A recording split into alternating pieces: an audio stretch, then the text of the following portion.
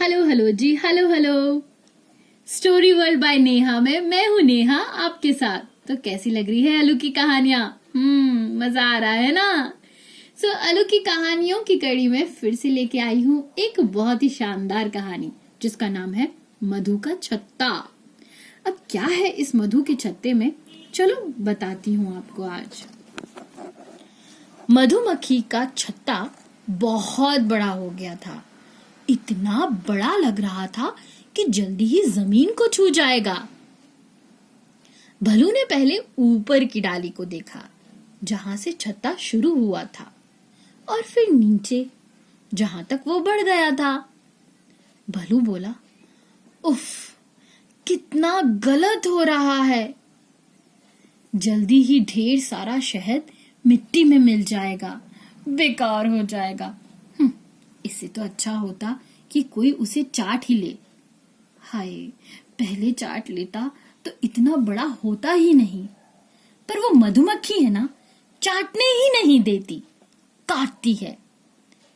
उसे क्या पता मैं शहद खा रहा हूं तो उसी के भले के लिए ही खा रहा हूं ना। वो छत्ते को देखता रहा। यम यम, मुंह में पानी भर आया और उसे अच्छा लगा। उसने सोचा, ये अच्छा मौका है, कहीं चढ़ने उतरने का कोई टेंशन ही नहीं, सीधा छत्ता मुंह के अंदर। मुंह की सीध में शहद का बादल, उससे लिपट जाऊं और सारा शहद चट कर जाऊं।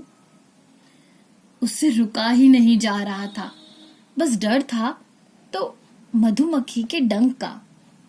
इसीलिए वो पास ही नीले बेर और सफेद फूलों वाले नील बद्री के झाड़ के पीछे छिपकर बैठ गया। मधुमक्खियां इधर उधर जाए तो वो शहद के बादल से टकराए, पर छत्ता कब खाली हो। कुछ मधुमक्खियां आ जा रही थी, पर कुछ वहां यूं की यूं ही बैठी थी, हिलने का नाम ही नहीं ले रही थी। चलो सीधे दौड़कर जाता हूं, छत्ते से टकराता हूं, भलू ने तय किया। 2 कदम भागा कि नील बद्री की झाड़ से जा टकराया और झाड़ उसके हाथ में आ गया।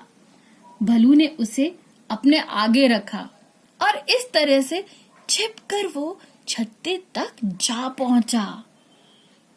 झाड़ जलकर आ रहा है, छत्ते तक आ जाएगा, ऐसा मधुमक्खी ने सोचा नहीं था, सो उन्होंने इस तरफ ध्यान नहीं दिया। झाड़ में छिपा भलू लब लब शहद खाता गया। झाड़ के कांटे छत्ते में फंस गए। भलू का पेट भर गया, जी भर गया, पर वो अब वहां से निकले कैसे? झाड़ छोड़कर भागे तो पकड़ा जाएगा, और झाड़ छत्ते में ऐसा उलझा कि निकल ही नहीं पा रहा था। वो चिल्लाएगा तो मधुमक्खियां काटने को आएगी। उसे पता ही नहीं चला कब रात हो गई और अलू घूमने निकल गया। मधुमक्खी के छत्ते के पास से जब अलू को नील बद्री की खुशबू आई तो वहां रुक गया। ये खुशबू कल यहाँ नहीं थी। ये झाड़ भी कल इस जगह नहीं था। अब अलू को पता लगाना ही था कि झाड़ यहाँ आया कैसे, कौन लाया। वो झाड़ की तरफ बढ़ा और जैसे जैसे उसके पास पहुंच गया, अलू को लगा कि झाड़ के अंदर कोई है। अलू झाड़ पर बैठ गया।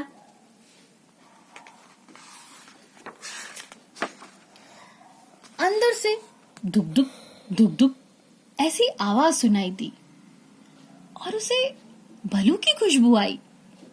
अलू ने आवाज दी, भलू, ओ भलू। भलू चुप रहा। अलू ने फिर कहा, भलू, ओ भलू। भलू मधुमक्खियों से छिपकर बैठा था, उन्हीं के छत्ते में फंसा था। आवाज बदल को बोला, यहाँ भलू नहीं है, यहाँ भलू नहीं है। अलू ने पूछा, फिर कहाँ है? अंदर से फिर आवाज आई और भलू ने झट से कहा, अपने घर पर है, सो रहा है। मधुमक्खियों ने भी सुना। उसमें से एक मधु बड़ी ही क्लेवर, बड़ी ही चतुर, बहुत ही शैतान थी। बोली, उससे कहो यहाँ आए और शहद खा ले, हम उसी को ढूंढ रहे थे। देखो ना कैसे धूल वाले शहद को चाट रही है। भलू ने सुना, सोचा जब मधुमक्खी बुला ही रही है तो क्यों छिपा जाए। सो बोल पड़ा, लो भलू आ गया। अलू ने झाड़ को हटाया और भलू उठ खड़ा हुआ। तो तुम यही हो शहद चोर, मधु बोली। तब सब मधुमक्खियां बाहर निकल आई। लग रहा था कि उसे काटना चाहती थी। भलू समझ गया, अब शामत आ गई। नहीं नहीं, मैं चोर नहीं, भलू बोला। मैं झाड़ के पीछे बैठा था, झाड़ यहां तक मुझे ले आया। मधु बोली, फिर तुमने शहद नहीं खाया? भलू बोला, खाया। और क्या करता, मुंह पर आ रहा था। मधु बोली, पर अब भी लगा है, चोर कहीं के। मधु ने चिढ़कर कहा। भलू बोला, चोर नहीं हूं मैंने बस खाया है, चुराया थोड़ी है। मधु ने कहा, एक ही बात है। नहीं, मैंने खाया है, कहीं रखा नहीं है। देख लो, मेरा घर देख लो, सिर्फ मेरे पेट में है और खूब है। मधु बोली, जितना खाया गया उतना खा लिया बस, भलू ने कहा। अलू ने भी कहा, बस। भलू जब वहीं था तो घर ले जाता कैसे, यह अलू को भी पता था। सो साथ में उसने यह भी जोड़ा, जितना खाया सो खाया, अब छोड़ो भी।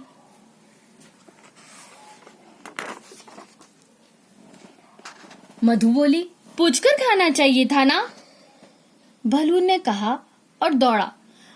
पूछ लूंगा आगे से। मधुमक्खियां भी पीछे पीछे दौड़ी। भलू नील बदरी के झाड़ के नीचे घुस गया, वहीं छिपकर बैठ गया। मधुमक्खियां झाड़ के चारों तरफ मंडराने लगी। एक ने उसके सफेद फूल से रस लिया, रस मीठा था। बाकी मधुमक्खियां भी फूलों से रस लेने लगी। छिपे छिपे भलू ने ये सब देखा और झट से कहा, क्यों मधुमक्खियां, तुमने क्या फूलों से पूछा है? क्या तुम ये फूलों का रस उनसे पूछ के खा रही हो? एक ने बोला, ये हमारा काम है, इसमें क्या पूछना। तुम रस पीती हो, ये तुम्हारा काम है। मैं शहद खाता हूँ, ये मेरा काम है। चोर नहीं हूं मैं, भलू ने कहा और ये कहकर वो चल पड़ा घर की तरफ। मधुमक्खियां देखती रह गई। उनकी समझ में नहीं आया, किसे काम कहे किसे चोरी। अलू भी यही सोचता रहा, किसे काम कहे किसे चोरी।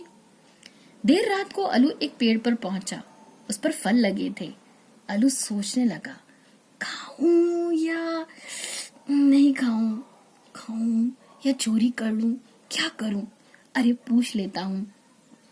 फिर तय किया, पूछ ही लेता हूं, क्या जाता है।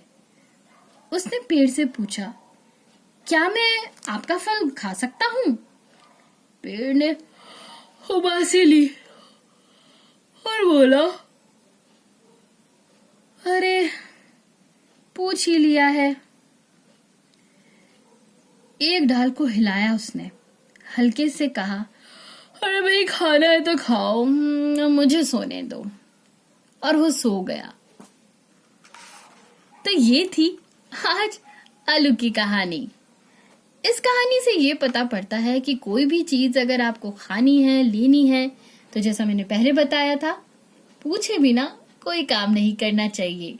सो मेरी बातों को ध्यान में रखना और सुनते रहना आलू की कहानी स्टोरी वर्ल्ड बाय नेहा में।